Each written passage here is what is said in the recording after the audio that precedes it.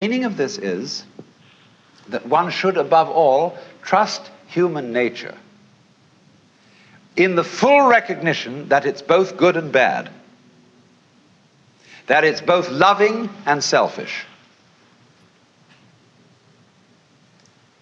Now, let me give an illustration of the wisdom of this. When people fight wars, I trust them if the reason for which they fight a war is to expropriate somebody else's possessions and women. Because they will fight a merciful war. They will not destroy the possessions and the women that they want to capture. They want to enjoy them. And that's a war based on simple, ordinary, everyday human greed.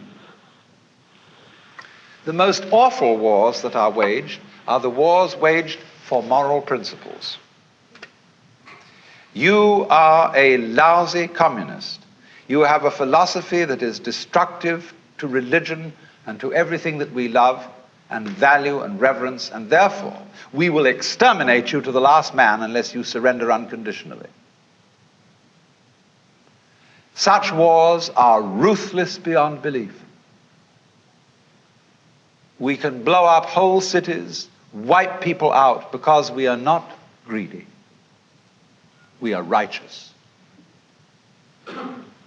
That is why the goody-goodies are the thieves of virtue. If you are going to do something evil, do it for a plain, honest, selfish motive. Don't do it in the name of God.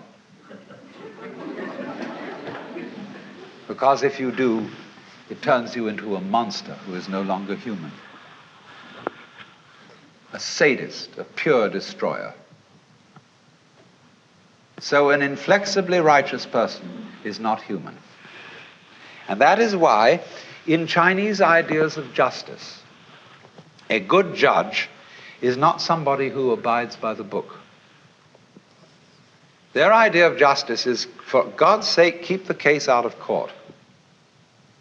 Let us have a consultation behind the scenes, and let's arrange a compromise.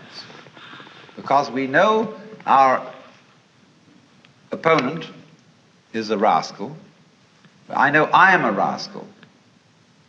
And therefore there can be a mutual arrangement between thieves. So we summon her and we talk about it, and we call the judge in an unofficial capacity.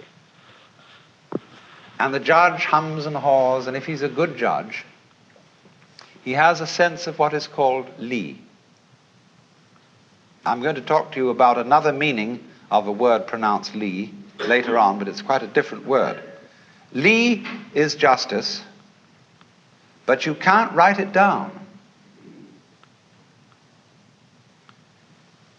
There is another word for justice or law in Chinese, zi. And this word